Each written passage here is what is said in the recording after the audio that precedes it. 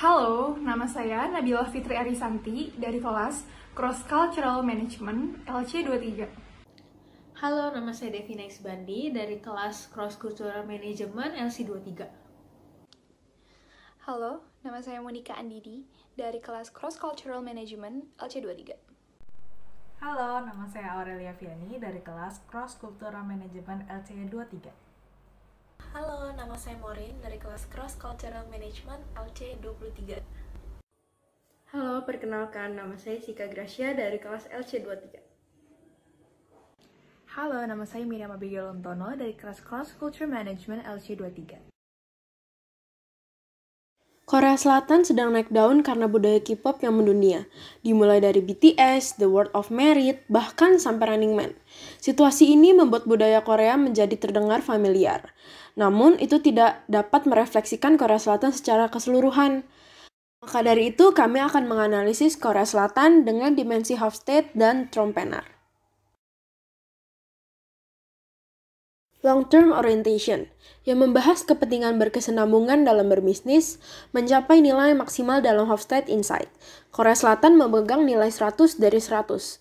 Ini terbukti dari cara orang Korea berbisnis yang melihat tujuan jangka panjang. Bahkan untuk jangka panjang dalam hubungannya saja ada istilahnya. Selain itu, long-term orientation membahas bagaimana Korea Selatan bisa menjadi selangkah lebih maju dari negara lainnya. Teknologi smartphone seperti Samsung, TV seperti LG. Ketekunan masyarakat Korea Selatan ada hal yang paling mencolok.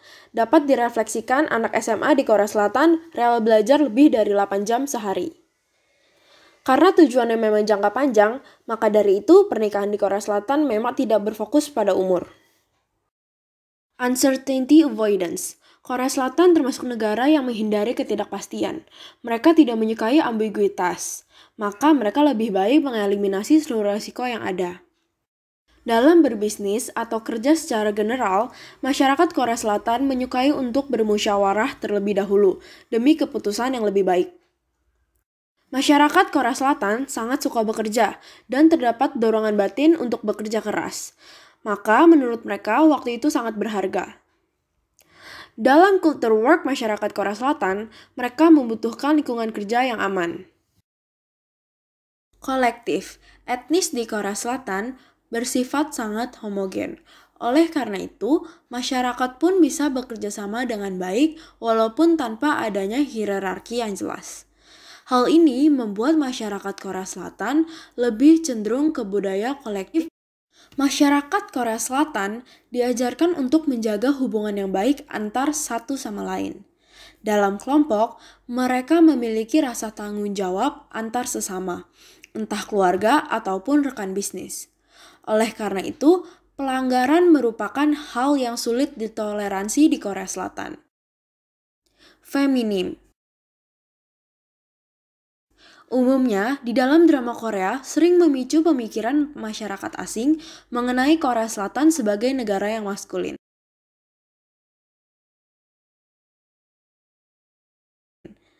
Dengan moto seperti ini, masyarakat Korea Selatan membuktikan bahwa mereka lebih memilih untuk hidup berkecukupan dan tenang, atau disamaartikan dengan hidup dengan bahagia.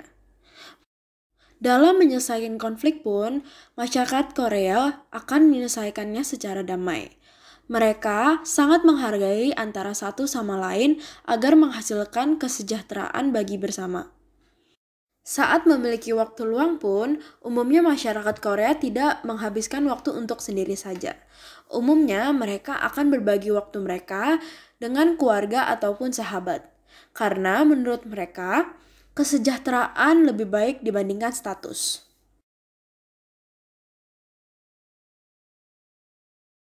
Power distance di Korea Selatan termasuk tinggi dengan nilai 60 dari 100, sehingga terdapat kesenjangan sosial yang cukup jelas antar kelas sosial.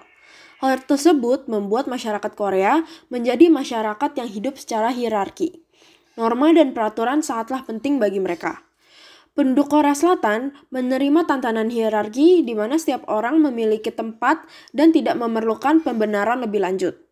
Makanya, Para masyarakat Korea Selatan menjadi lebih sopan, bahkan mereka mempunyai cara berbicara dan bersalaman yang berbeda antar status dan umur masing-masing anggota.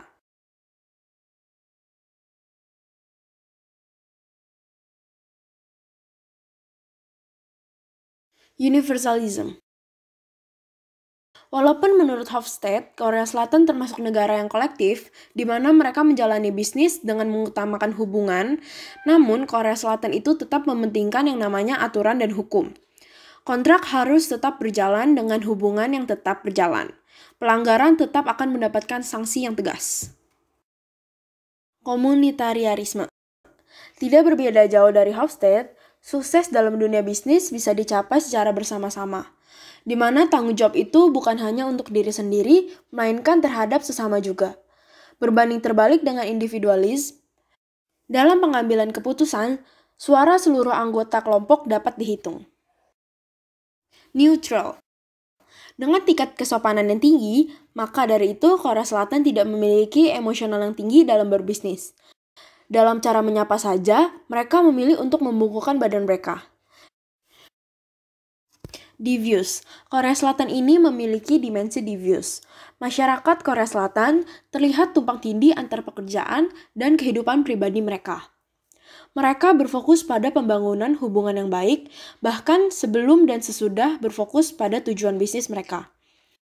Kehidupan personal akan terlibat dalam bisnis, bahkan sampai bisa menjalin hubungan personal antar rekan kerja. Kebiasaan masyarakat Korea Selatan setelah berhasil, mereka memilih untuk pergi karaoke atau makan malam bersama rekan bisnis mereka. Ascription. Status didasarkan pada siapa orang tersebut. Penggunaan gelar itu sangat penting di Korea Selatan karena hal tersebut bertujuan untuk memperjelas status orang tersebut dalam suatu organisasi. Sinkronik. Masyarakat Korea Selatan melihat masa lalu, masa sekarang, dan masa depan sebagai periode yang saling berkaitan. Mereka saling mengerjakan beberapa proyek sekaligus dan memandang rencana dan komitmen sebagai fleksibilitas. Eksternal. Masyarakat Korea Selatan percaya bahwa alam atau lingkungan mereka lah yang mengendalikan mereka. Di tempat kerja atau dalam berhubungan, masyarakat Korea Selatan memfokuskan tindakan mereka pada orang lain. Masyarakat Korea Selatan sangat menghindari konflik jika memungkinkan.